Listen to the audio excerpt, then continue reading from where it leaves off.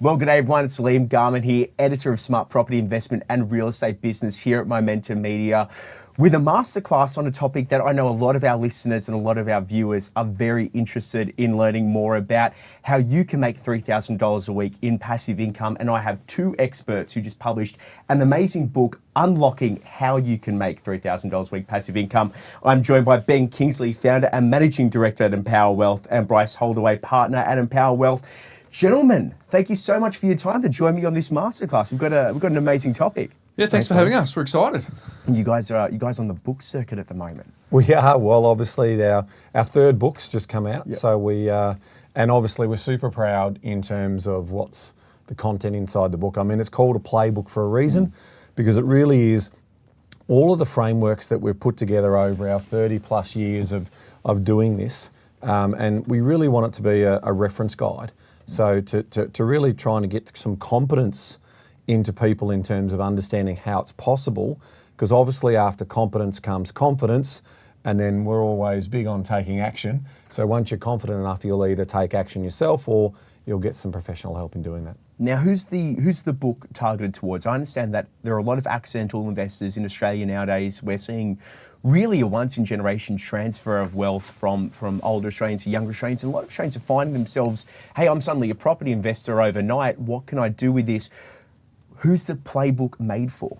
Well, it's for aspiring Australians who want to kind of escape the well-worn path of working your whole life, hoping that you're good enough for a super and then finding out that there's not enough. So it's really people that are proactive, want to take steps, they're aspirational. And look, the market that we think we serve is people who don't necessarily want to actively invest in property. They want to do it passively whilst focusing on life and work and all those sorts of things, so that when they do get to retirement, they, combined with super and a conservative property portfolio, they can retire on $3,000 a week. Now, both of you have very great names in the property investing industry, the Property Couch. I know a lot of our listeners would also listen to Property Couch as well. For Australians that might be new to this, or if you're young, and Bryce, as you were saying, that there is actually another pathway here for financial freedom. You don't need to necessarily do the 9-to-5 grind, and I know a lot of people 9-to-5 actually might be short working hours for them, and they look at this and they say, no, it's too good to be true. You can't do this. I've left it too late. I've seen the property price on my street double over recent years. I've missed the boat. What would you both say to them? So let's break it down. There's around sort of 2.3 million property investors, and some of the older ones are getting out of the market, some of the new ones are coming into the market. We're really talking to the bulk of those investors who just do it passively. So in other words, they're going to buy 1, 2, maybe 3 properties, and that's going to be complementary to their super. So if you sort of were thinking about that, you're probably thinking about a target audience in their late 20s, early 30s, right through to probably someone or families maybe in their 50s, but it's still got 10 to 15 years to go. I mean, there's no secret to what we're doing here. What we're basically saying is strategically buy a couple of properties, and in concert with your super, add those two things together over a long period of time, let time and compounding do the work, and then live off that result. So have that delayed gratification as part of that particular story. So if I'm sort of then focusing on that younger person, I still think the fundamentals are true. When are you going to do your hard? We often talk about when are you going to do your hard. So if you're going to do your hard early, which means save a deposit and obviously have some sacrifice. So maybe you're not going with your mates over to US or Europe or whatever and burning all of those savings. Save up and get on the property ladder. So grab your first property. I mean, the best investment usually is your owner occupied home, because at the end of the day, it's capital gains tax free, and hopefully you can build some equity up in that. So that's the first stage, we would say. Now, there's also an opportunity to do rent vesting as well, if you want to live where you want to live and potentially still get into the market. So those opportunities are still there, but we do get it that obviously the deposit is the hardest barrier in. But once you get in, like Bryce and I, we started investing in our early 20s and it wasn't easy for us. We still had to make some of those sacrifices. So we still think that that is the best way to work through it.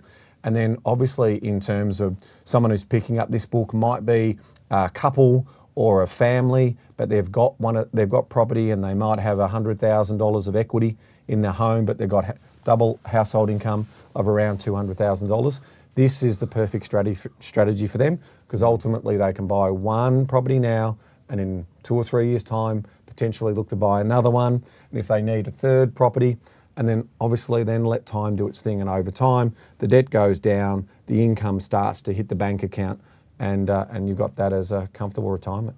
And most people are sort of we're in a system that is designed for us to have an okay retirement, but not a good one, right? Because there's no financial literacy that's taught to anyone outside of independent learning, and so we think that it helps with that space. So if you go back to the stats that Ben said before, about 2.3 million property investors in a population of about 26 million, right? So that's 1 in 10, 1 in 11 people actually buy an investment property. So it's not a lot.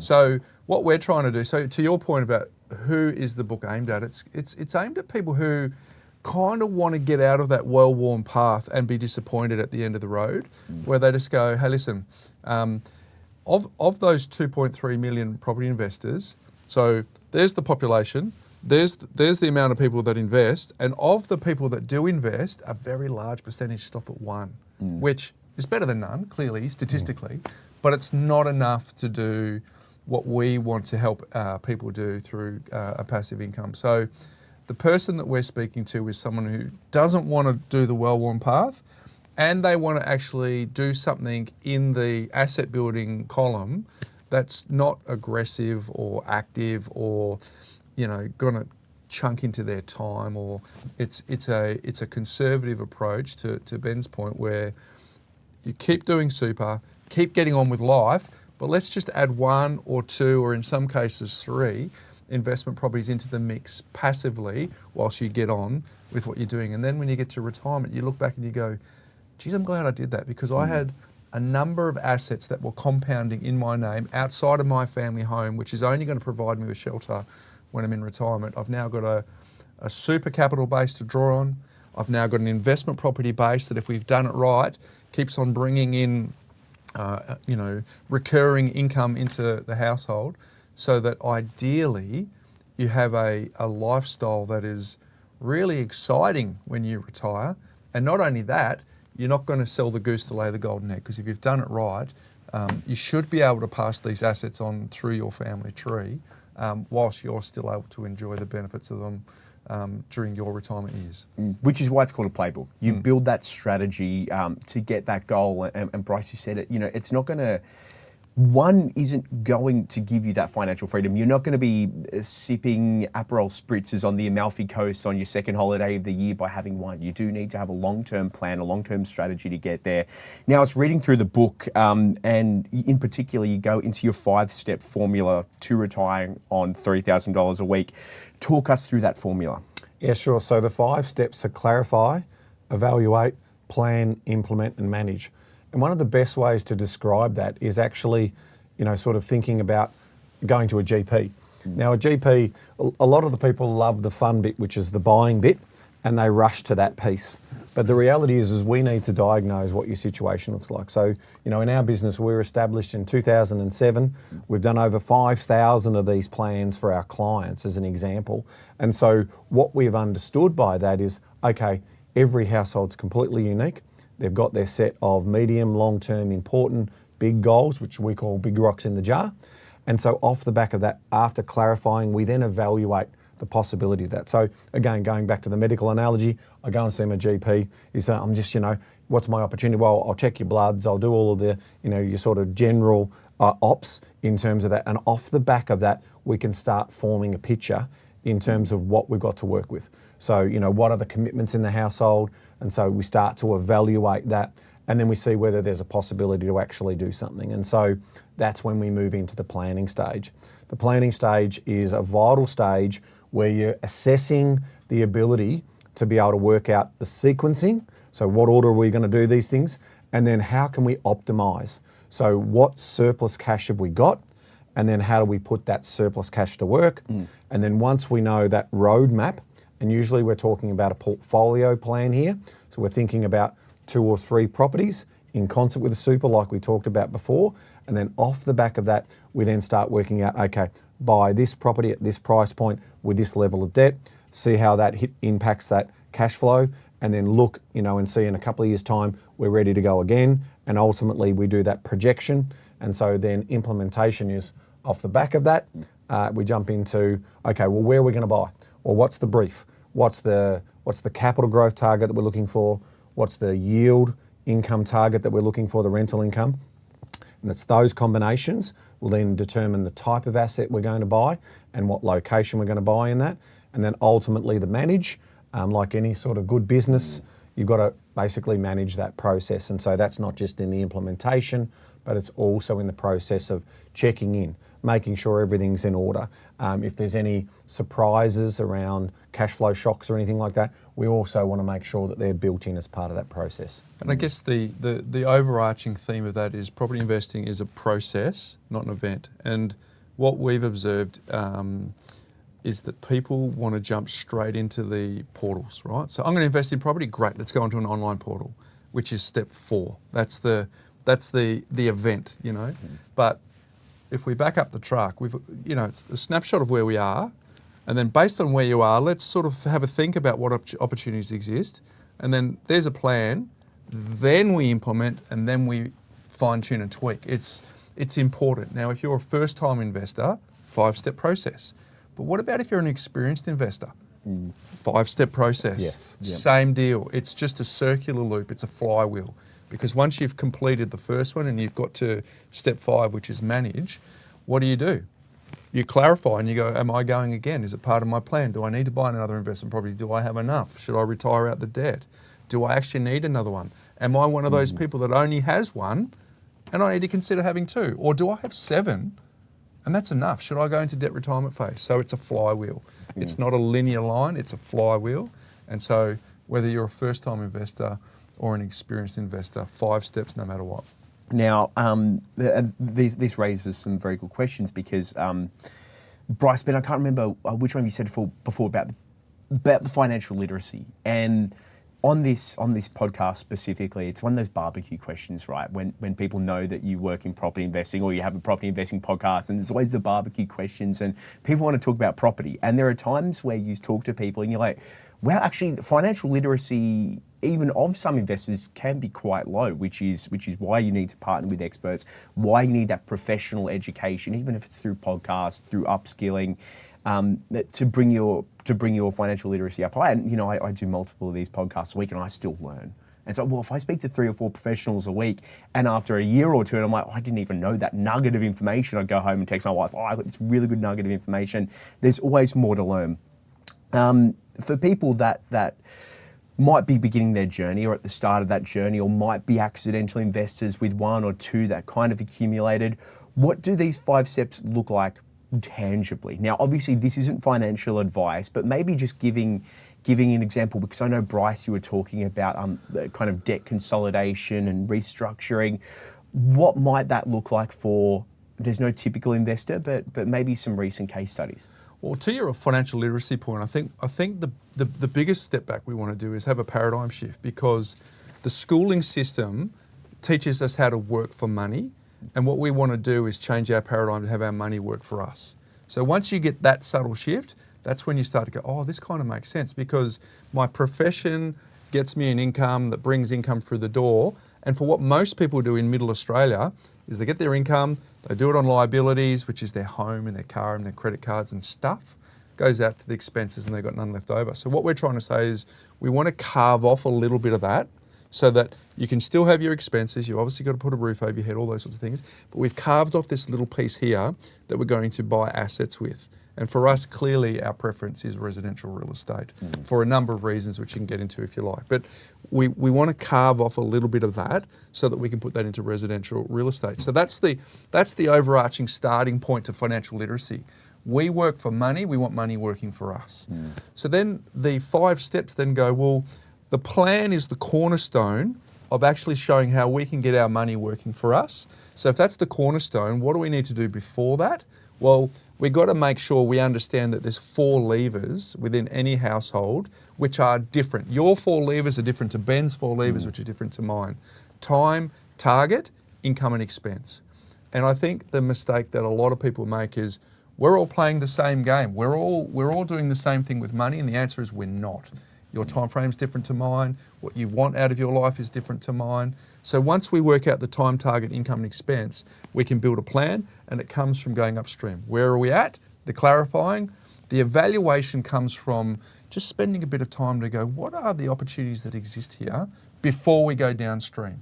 So for me, the financial literacy is super important because most people are trained to have to work for money. We're trying to get people to change that thought that we want our money working for us, and that's what these assets are doing for us over time, and that's what the planning process through the 5 steps. And it's a reason why we do spend a fair bit of time on money management. So when we talk about money management, we're basically breaking that down into cash flow and also borrowings. Like the power of property comes in leverage, which is in return on invested capital. So but you've got to be sensible about that. I mean, a lot of people rush in, get too greedy, over leverage themselves, and if 1 or 2 of their properties turn bad or their situation changes, the whole thing collapses in on itself. So we have a money smart system, which is a rules-based money management system, which we talk about in the book. And we've even built a platform around that called More, and so you can download that free to use as well. That will help you in terms of organising your finances. So, you want to set your targets and then you want to track to those types of targets. So quite simply, the Money Smart system is about trapping more money and feeling in control. And so it's an annualised system, which just allows you to get line of sight on your finances, because to Bryce's point, we can't go shopping. We can't do anything around trapping that bit of money that we want to basically set aside for delayed gratification in terms of building our wealth. And so there is a massive problem in terms of people's money not working hard enough for them. So we want to get that money working hard, but to do that, we've got to make sure that we're really clear about our essential and discretionary spending. So we talk about that in the book as well. Do you think too many people have come into property thinking that's a get-rich-quick scheme? I think it's attractive, like on our social envy platforms, which is often referred to as social media. But like the reality is quite clear.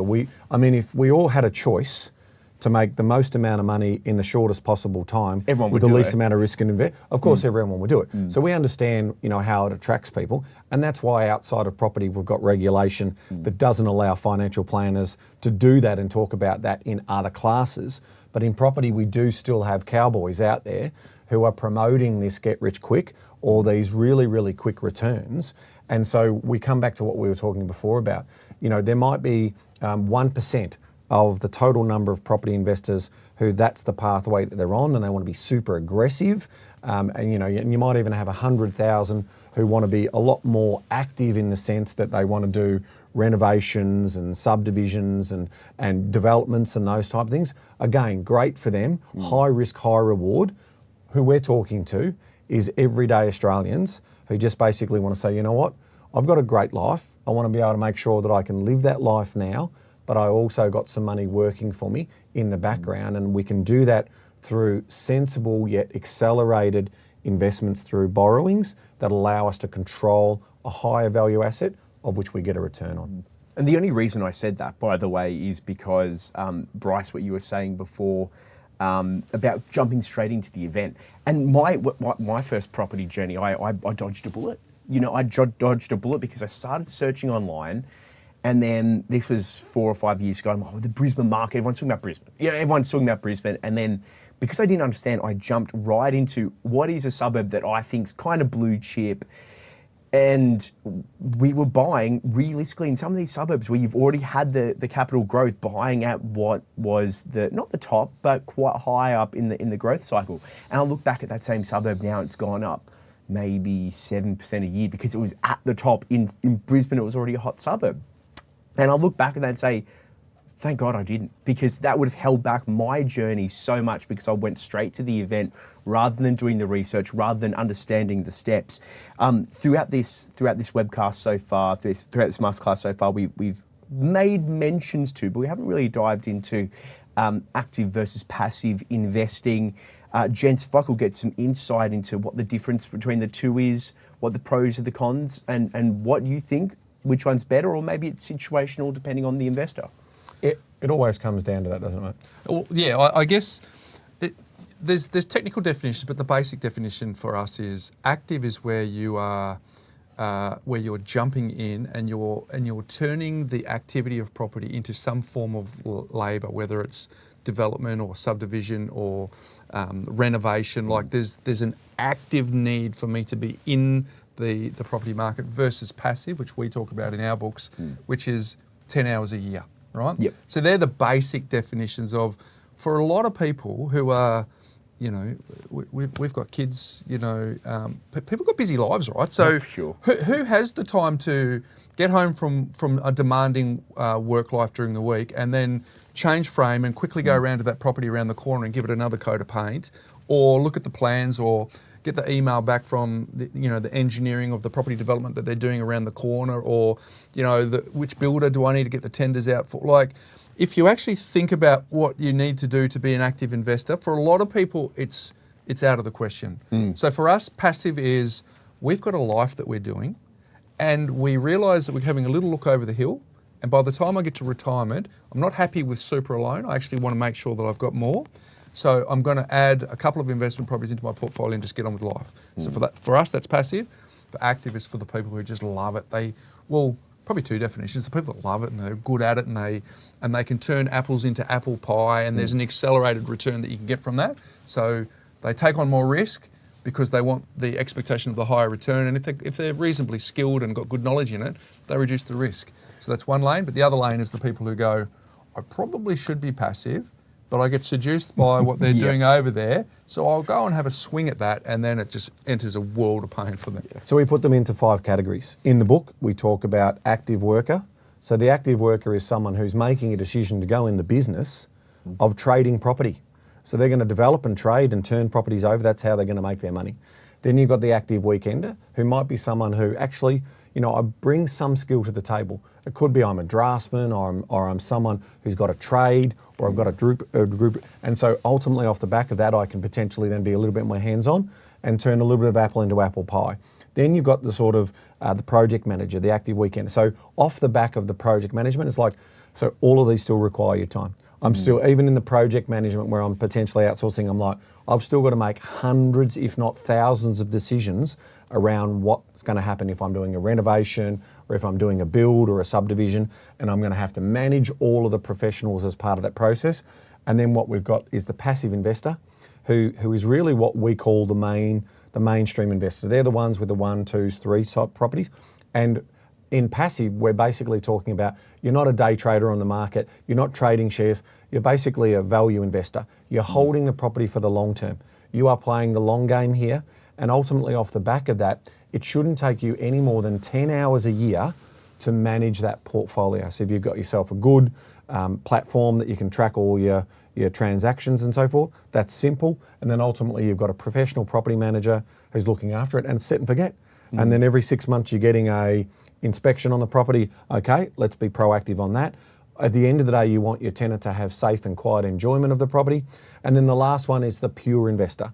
Now, the pure investor basically, they want to outsource everything. They basically just don't want to. They don't want to touch it. They don't want to know about it. And sometimes the pure investor, in our experience, and as I said, having done thousands of these types of clients, is they also potentially want to outsource the responsibility. Right? And so this book is about turning pure investors who just want to give someone money and say it's all on you, and I'll take no accountability or responsibility, into passive investors. We still want them to look over the fence and make sure that everything's going okay, and we still want to keep our advisors accountable, because at the end of the day, a great relationship with a client and an advisor is an accountable relationship. So where I can, basically high-five you on the things you're doing really well, but I can also eyeball you on the things like, hey, we're overspending here, Liam. We need to pull that back, because if we want to get to that next property, or we want to keep building that offset account up and creating equity. So that's what it should look like in terms of that space. And that's where we think it's the safest space, because it's not high risk, it's not high reward, it's not high demand and time. There's not a lot of high responsibility in the day-to-day actions. That's where you're going to get that result. So we are trying to teach people to be passive but educated as part of that journey. Now, there's going to be a lot of people at home that are listening to this, and they think it's a fantastic idea. they would still think, it's too good to be true. I don't have the ability to do it. I don't have the knowledge and the foresight. Unpacking that a bit, looking beneath the hood, how many properties do you actually need to have $3,000 a week? Well, in the book, the majority of the case studies at the back, there's 7 of them, 2 investment properties. So, which might be surprising for a lot of people. And I guess you've got to, everyone is dollar cost averaging right now in this country if they've got a job, because the compulsory superannuation contributions that your employer makes for you means that you are just dollar cost averaging into the market all the time. And that's now going up to 12%. So if you just think of that as a compounding experience over time, that's starting to look very good. So you combine that with a couple of investment properties and pay off your home. That is, for the majority of the people, what's going to get the job done, right? So to the too good to be true cohort, it's like just go and have a look at, instead of seeing it from that angle, just go and see how long your projected super is going to last you in retirement. And if you have a real sober look at that, you'll probably find, based on increased life expectancies, that there's probably not going to be enough. So instead of going, it's too good to be true, see it on, okay, I've now got a gap. What do I need to do to fill that gap? And go, that's now my job. I have to actually not fill the gap, go and learn what I can about what it takes to fill the gap. Because risk comes from knowledge, and the more knowledge you have, the greater you have the ability to reduce the risk. So that would be my invitation to that cohort. If you've got a gap, which I suspect a lot of people have a blind gap, your job now is, okay, I've got to go and do 2 things. Put my head in the sand and hope that it's not true, or I've actually got to go and find out as much as I can about how I fill the gap. Now, one of the things that I'm really proud of with this book, it's our life's work, is that there's no hyperbole in that book. There's no bold claims. There's no unrealistic. It is very foundational based. It builds. You open the first page, it has an analogy to set the scene, and then it builds a layer. And then it builds a layer, and then it builds another layer. And at the very end of the book, it tells you how to do it. But we don't recommend you go straight to the very end. We say just build those layers, build that in, because that's how we're going to get that gap. And then those people who say this is too good to be true, once they start to educate and get a full understanding and improve their literacy, they will start to replace that skepticism with, okay, I see that nothing is risk-free, but I see the Australian property market is a lot like a bath with a tap on. The housing policy doesn't match our immigration policy, right? So if you have 20 people want to buy an orange and you have 10 oranges available, most people can go, oh, that makes sense. We just put the price up until we find the point where the people will pay. The same thing is happening with real estate in this country over a longer period of time. We have more people who want to come here than we currently have a housing policy that will allow those houses to be built. So when you get little nuggets of intel like that, you can start to build some confidence that replaces the skepticism, so that you start to go, actually, this kind of makes sense. And they're not asking me to give up my weekends, they're just telling me to get on with my life anyway. So that's the message I'd say to people who fit in that category. Because when we're talking about this gap, Liam, what we're actually talking about is what a lot of people don't realise in their household. If they've got double household income and they're enjoying, say, 200,000 plus household income, in retirement, the gap is we're taking a 30 or 40% whack on our income in retirement because we haven't built up a big enough nest egg. And so what we're aspiring to do in concert with super is to basically make sure that the lifestyle that they've become accustomed to, whilst earning that exertion income, is going to be continued. And that's, like most households, having done this and running a financial services business, you know what the number one thing people want to know? Am I going to be okay? Yeah. Am I going to be okay? And so that is about that financial security. But their level of okay is actually, can I continue on the lifestyle that I've become accustomed to? And if they don't put any money away to build that nest egg, then ultimately they're going to have the shock of their lives when they do their forecasting at 55 or 60 and go, oh my God, we're going to have a whack of, and our money's not going to last us enough. So I think that's the really important How context. often do you see that? Oh, it's all the time. I mean, it's projected in all of the forecasting. Yeah. So, and to come back to the early part of your question, I mean, if you've got decades, let's say you've got 30 or 40 years or a lifetime of work to work with, your chances of achieving this is a lot higher. But if you're now, sort of in your mid-30s or early 40s, we've got to start thinking about this, and we've got to start thinking about, okay, a couple of properties now, and we hold them for 20, 25, 30 years. At the end of the day, we retire all of that debt out and we start living off that passive income. That's what this is about. And 3,000 obviously is a name to attract your attention. And that's in today's dollar terms. So we're talking about that $3,000 just paid to you every week as an annuity is how we've modelled our projections inside the book. So for single people, it might need to be a little bit less. Or for some households, you know what? They don't need that much. For other households, it might be 5,000 in terms of what they're looking for. And I think that's an important story here. And what we do want to say is that this is not a one-size-fits-all. We absolutely believe in tailored solution based on personal household objectives.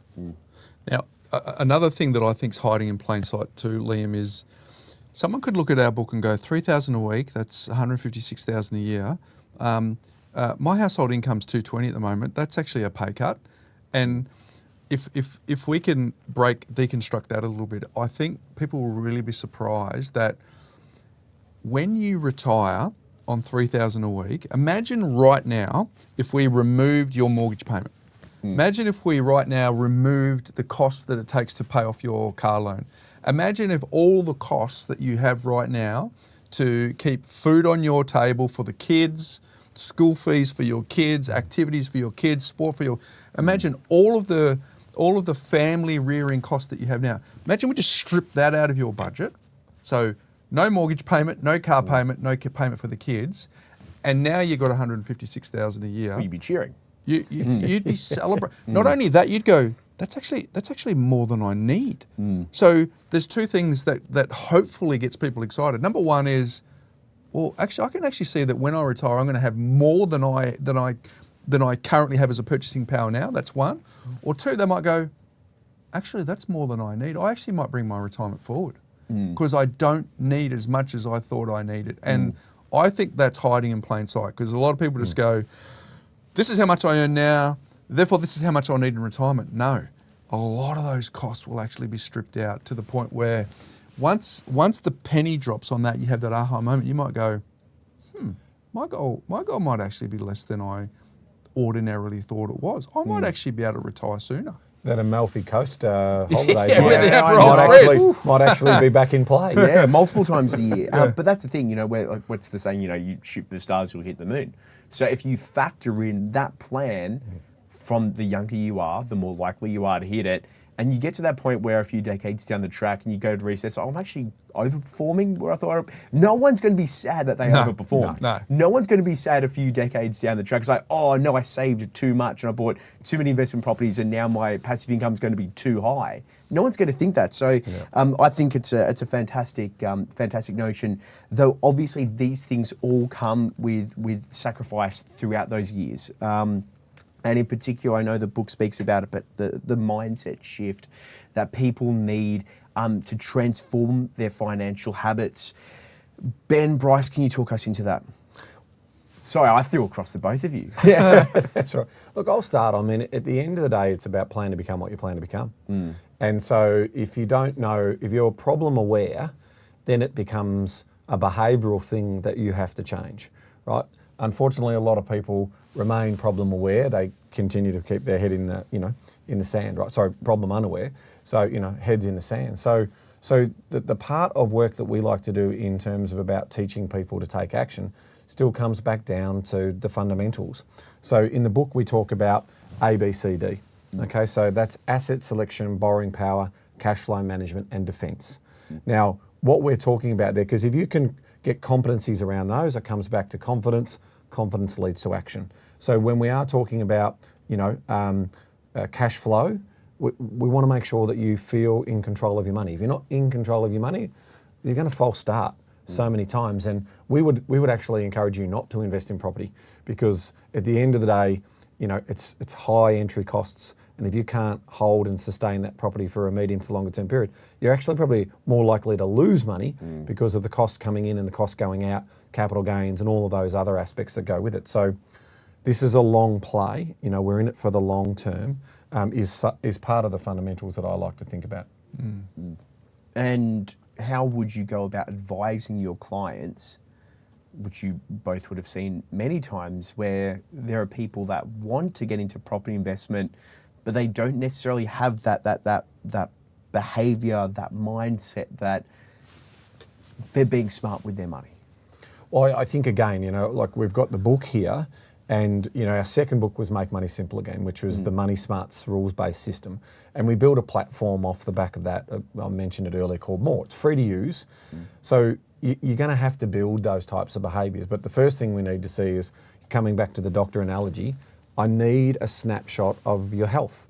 So I need the bloods, I need the blood pressures, I need all of the, the general information. Off the back of that general information, that's the clarify. Then it's evaluate. Okay, what can we do here? What are the things we can improve? Where's the discretionary spending that we can pull back on? And so we can start to think about, okay, there's a way in which we can save money. We can potentially also get sophisticated around how we restructure your debt. And all of a sudden, there's money that we can find in the household budget that you didn't even know you had, just through some sensible debt restructuring that can be part of that. And then again, if we've got some savings or some equity plus surplus cash flow, we'll get an assessment of borrowing capacity. And then we'll have a look at the line of sight on the next few years in terms of any impact on changes of cash flow. It becomes very sophisticated, but at the end of the day, there's a reason for that. As a professional advisor, I absolutely don't just want to be taking your money. Like if you go straight to a buyer's agent and say, buy me an investment property, and they say, well, how much have I got to spend? I mean, what sort of analysis has been done around whether that's the most competent or optimised value for you? So we like to go in deep, and we like to do cash flow modelling, very, very rich cash flow modelling that really does stress test, which comes back to defence, the D in that equation, right? At the end of the day, we're about to take on a risk and we're about to take on debt. And so we need to make sure that we've got provisions in there, buffers in there, because again, at the end of the day, it's our clients' money and we're trying to make sure we're custodians of the education and we're the guides, but ultimately we want them to be the heroes of that journey, but we're going to teach them the right way and trying to help them avoid making many mistakes. And I think we have a reasonably controversial take on budgeting because we think it doesn't work. And James Clear wrote a book called Atomic Habits, and he says you don't rise to the level of your goals, you fall to the level of your systems. So a budget without an underlying foundational system is not even worth having. Like, in essence, it probably is. But the point is, when you go to buy something at a point of sale, the coffee, the groceries, the takeaway, whatever it is, you're not pulling out a spreadsheet and going, you're just tapping it and then worrying about it later. So the one of the systems that we have is called a 7-day float. So instead of seeing the money that you get paid weekly, fortnightly, or monthly, instead of seeing that as the time you get paid, we just say create an event in your household where you get paid every Thursday. So if you imagine that you've got 7 days worth of discretionary spend and you pay yourself on a Thursday for that 7 days, all the other money that's coming in from the rent from the investment property, your salary, if you've got dividends, whatever, that all goes into a central account over here. We'll talk about that in a sec. But this 7-day float is all that you focus on. That's the only money you have. And the reason we say get paid on a Thursday is because it's in the shadows of the weekend. You generally spend an abnormally disproportionate amount in those 2 days than you do the other 5. So you need to have a bit of runway. And if you have a big weekend, it means you've got a bit of work to do Monday to Thursday. If you only have a modest weekend, you can stress it out. But the point is, if I run out of money out of my 7-day float, let's just use a number. I pay myself $500 a week that I've got to get my groceries and I've got all my discretion, my coffees, my friends, all movies. If I can stay within those flags, and I've set up a system up here around my money, which is the Money Smart system that Ben talked about. if I can stay swimming within those flags, guess what? People trap more surplus, and at the end of the month, they have more money left over to build the confidence that Ben just talked about. And if you can do that, you can build a repetition around that, some months in a row where I've got surplus more than I expected in May. I've got surplus more than I expected in June, July, August. Whoa, I'm actually starting to get pretty good at this. It builds confidence that you are in control of the day-to-day of your money, which then ultimately gives you confidence to go next step. Okay, I do know how to trap surplus. This is giving me confidence. Remember that gap we talked about before? I've been working out how to fill the gap, learning this is part of that. Now I've got to learn how to invest and use that money and put it to work, because I can either trap that surplus and go on a better holiday and get 2 Aperol spritzers instead of 1, or I can go, I actually want to have Aperol spritzers for the rest of my life, so I'm going to carve it out, and we go back to the original part of the conversation, and we're going to put that in our asset building column so that we can carve it off and actually have exactly what we're talking about in the book. So financial literacy comes with small wins, small paradigm shifts, small wins in the way that you manage the money in your household, and these little hinges swing big doors, right? Because those little hinges of getting on top of that stuff allows us to get in control of larger amounts of money. So we're talking about leverage and all those sorts of things, so that ultimately you will be able to do what we talk about. But it starts with those little things up front. You're becoming aware of your unconscious spending. It's that tap and go, because we live in the digital age. There's no cash anymore. So if it's Tuesday and I've run out of money, I open the pantry and I make the money work till the next payday, like our grandparents used to do when they used to get there. So you still do that, even though you've the digital version. Yeah. We do the digital version of our grandparents' flour system, correct. flour jar That's system. what it is. We do it in the 21st century. Same on deal. the platform. So it's then available on more to be able to do all of that type of work. So that's obviously a critical part in terms of how you're going to get to work on trapping that surplus, and then it's about making that lazy money work hard for you. Well, I'm very glad I asked the question, because quite often people in this space, they come in with the lofty ideas of cut more, or you spend too much on takeaway, you spend too much on this, you better watch that, stop doing it, here's how much you're spending. But you both have come in with the understanding that, well, you need more than words. You need more than good intent, because I do it all the time. I probably do it about 4 times a month, right? Where I'm like, oh, I've spent too much on this. I better watch out for it. But then, I find I'm buying more of this, or I'm buying more of that. You can have the good intent, but without the processes, without the procedures backing you up, you simply won't achieve it. Bryce, you seem to be nodding in Yeah, well, 10 years ago, when I first implemented the 7-day float, it was a massive clunk for my wife and I. It's like, we were like guardrails, so used to just like tapping and going, so used to dealing with the credit card at the end of the month going, oof, that was a little bit more than I wanted. Every month. Every month. Whereas, but we just fumbled our way through that. And look, you don't put a 7-day float in place and then next month you nail it. The first month you put it in place, you suck. And then the second month you suck a little less. And then the third month you suck a little less again. And then the fourth month you're actually quite good at it. So the point is, I'd rather trap surplus and be sort of gazelle-like in not wanting to spend on stuff I don't care about, so that I've got money on things that I do care about. And for me, I've prioritised over my whole working life to carve out that little bit of money to pad my assets column. And there's other things that I'm. If I see a book that I like, I just buy it because I'm fastidious about improving my knowledge. But there's other things that I'm relentless at making sure I eliminate that expense out of my household. So there's things that I go all in on buying, and there's things that I just am ruthless in cutting. But that 7-day float is, make no mistake, if you implement it, it is the greatest thing that you can do for your money management, because it just gives you lanes. It doesn't say, Liam, you can only have $400 a week. No, it says you work out how much you have per week and then stay. Do not swim that side of the flag. Do not swim that side of the flag, because if you do, there's no lifeguard looking at you, and everything comes undone.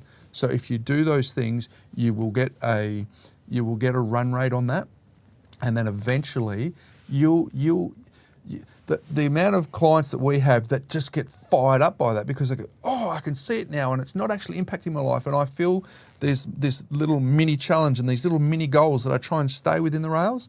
And all of a sudden they then look at the end of the month and they go, wow, I'm trapping some reasonable money here. And now all of a sudden I can buy an investment property and now my future feels bright. So now I've got a vision, you know, the proverb of he without a vision will perish. Like they've got this vision around what they actually want. And mate, people start to just come together. It brings a relationship together. They're on the same page. They're working towards the same thing. That one little tiny change that you make, which is a 7-day float, which we talk about, uncovers a downstream of just wonderful things that happen in people's households. And it gives them, the ability to buy that investment property, that ability in the long run to get that passive income.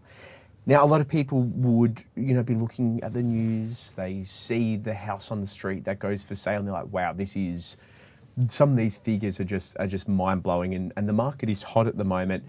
And one thing a lot of our listeners, a lot of our watchers at the moment would be thinking is, "Hey, is 2025 the right time to be buying an investment property, Ben?" No, it's not.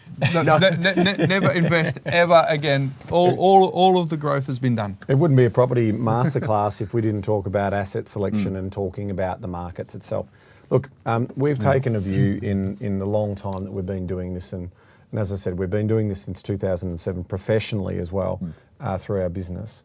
The best time to invest is when you can comfortably afford to it and hold it for the long term. Okay. But in terms of asset selections and what to buy, there's a couple of really fundamental things that we like to think about. We like to think about economic activity, human interest and human behaviour. Like at the end of the day, property has a lot of monetary value, but it also has a lot of emotional context, right? And property in Australia is something that's aspirational for a lot of people, and they show off their success in their harbour views or whatever that may look like. So as an investor, we also need to know where we sit. And ultimately we talk about sitting as someone who should be a price taker, not necessarily a price maker. But we are definitely seeing some trends occur in the market where investors are potentially pumping up prices in that lower end of the market because they're coming in swarms because of the regulation and the way things are set there. So I would like to make sure that if you are investing in property, these are the things you want to be looking at. Is what is the economic engine that's associated with that location and where that land is positioned. So you're pretty safe if you're in Sydney, Melbourne or one of our capital cities where that hopefully you think that economic engine will continue to keep growing. Off the back of that, you're then starting to think about, okay, what is the margin of safety or what's the productive use of that land? And then you overlay that with human interest and behaviour. So the more prime land, the more opportunity there is for that land value to grow. And the productive use of that land means, can I manufacture that land into something higher? And that obviously puts pressure on the underlying value, which is the land. Like at the end of the day, the improvements provide us with the income, but over time they need work on them. They are depreciating asset, but the land itself is ultimately where we get our return. So if I'm thinking about investing, I'm looking at those types of things, and then I'll overlay that with, say, the population profile. So if I'm going into a location where the bulk of the population are over 65, I'm thinking, well, that's an interesting location. That's almost like a retirement location, and at the end of the day, those people will die off, and then so where's the next lot of demand coming for that housing? And so a good example I can use there is Japan. If you actually have a look at their demographic profile, there is a lot of people who are basically, passing away now. And because they don't have an immigration policy and they've got negative population growth, there's a lot of properties that are sitting there all over Japan and the prices of those assets are going backwards. Where they're not going backwards is the economic engine rooms, is the Tokyos and those types of things where there is still demand for that asset because people are moving towards those types of things. So I think if you take that lens in terms of thinking about prime assets or thinking about entry-level properties, if you take that broader lens and think in the decades, not just in trying to get a sugar hit, quick return, I think you'll be well served. And again, that's about taking this sort of not super active, but just passive approach to buy a good asset and hold it for the long term. Now, you both have jumped into your third book. Before we started filming, 4 months. 4 months it took you to write, and I find it so interesting. I've never written a book, clearly, but you both are experts in this field. You know it back to front. Still took you 4 months to write. Shows the amount of effort, the research, the time that you invested into creating this this playbook. Bryce, what was the decision to write your third book? You don't have enough under your belt yet. Look, it was very simple. The second book we wrote, the first book we wrote back in 2015, and we launched the podcast soon after. Mm-hmm. And like everything, we're a student of the game as well. So the podcast gave us this wonderful opportunity to do two things.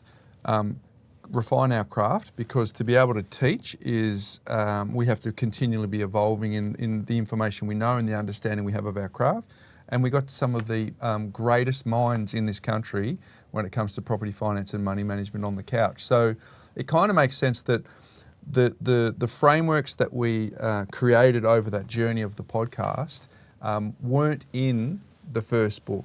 And then the way that we knew our craft and the way that we explained it, and if you had asked me to try and explain how to retire on $3,000 a week 10 years ago, I would have given you a thesis. Whereas now I try and say it in as few as possible words, and I try and create a story around that as well.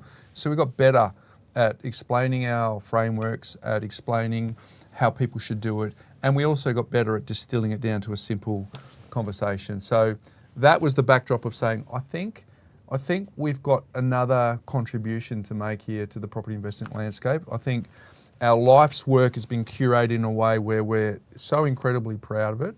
And we think that, we talked about it before, but I feel like really proud of the fact someone can pick it up and they can there's the gap, where's the knowledge gap? They can really layer up. By the end of the book, they can get 40 years in a weekend and feel really confident that at the end of the book, that there is actually some tangible next step that I can take, not some, this is how Ben and I created our wealth 20 years ago that doesn't apply now.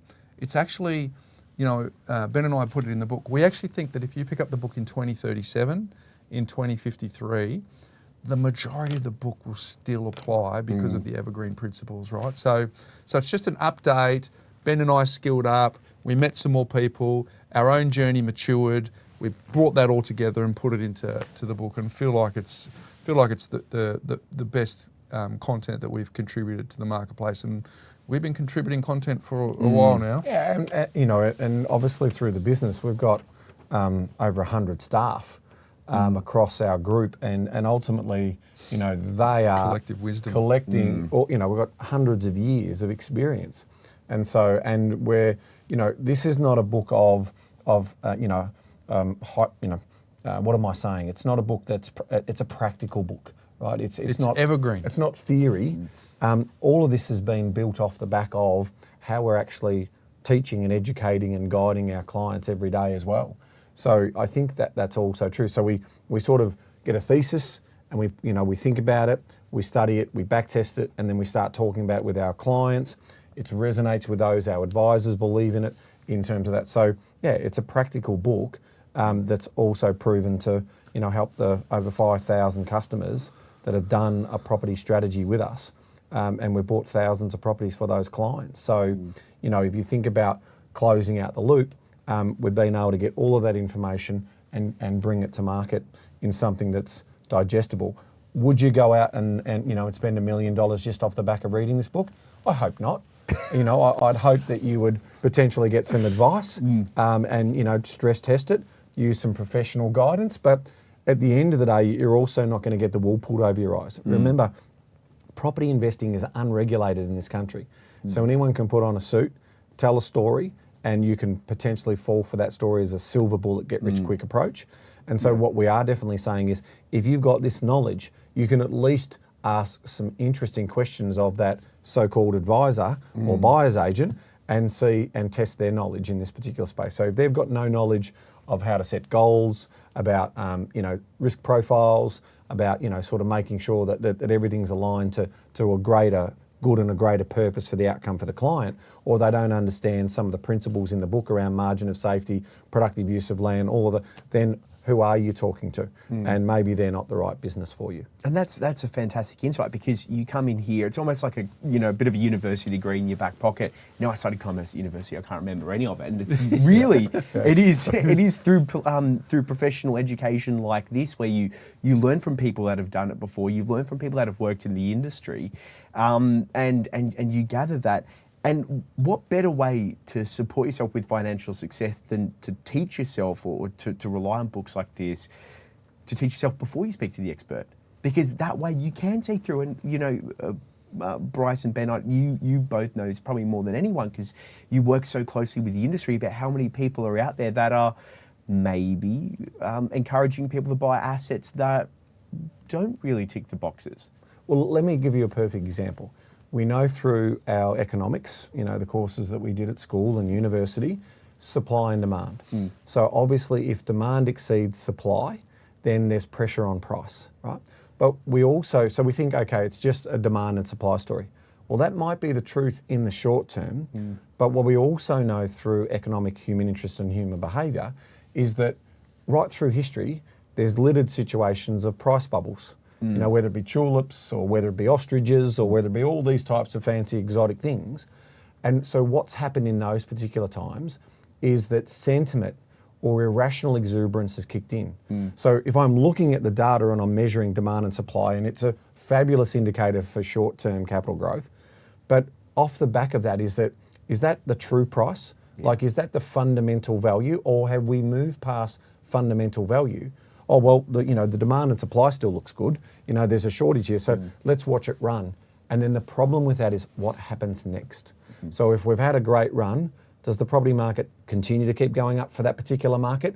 Does it go flat, or does it go backwards? Because what we've seen time and time again in some of these markets that have this high volatility is that people can get caught up in buying in these types of markets, and they get negative equity because they get too aggressive, they get too overconfident, they don't bring they don't bring everything back into fundamentals. Oh, but the demand supply was off the charts at that time. But the reality is, you could give all of those gains back, and you could be in negative equity territory with a lot of debt, and ultimately you could waste 10 years, 15 years of your investment strategy just trying to get back to a level playing field. So that's why we keep coming back to the fundamentals.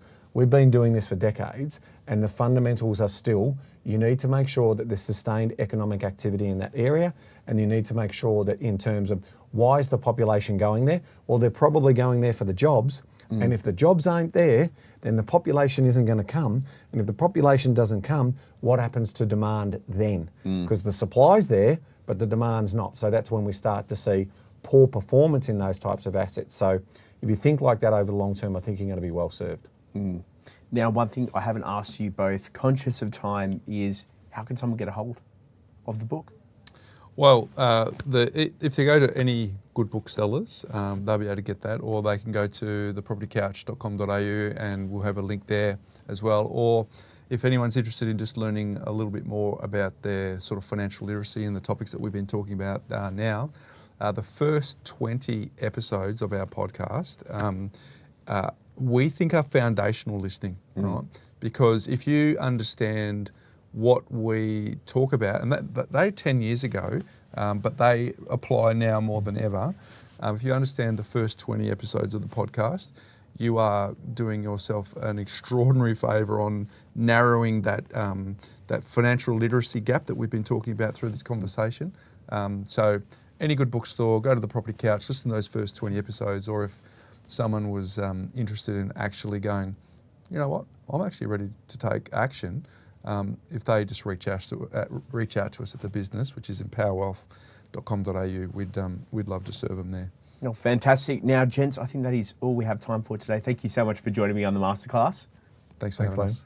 That was Ben Kingsley, founder and managing director at Empower Wealth, and Bryce Holdaway, partner at Empower Wealth. And as the team mentioned, visit any good bookstore to get your hands on the book, but also visit the Property Couch if you would like to learn more about the podcast and learn more about the book and those amazing insights from the team. Liam Garman here, editor of Smart Property Investment. That's all we have time for today on the Masterclass. Thank you so much for joining us.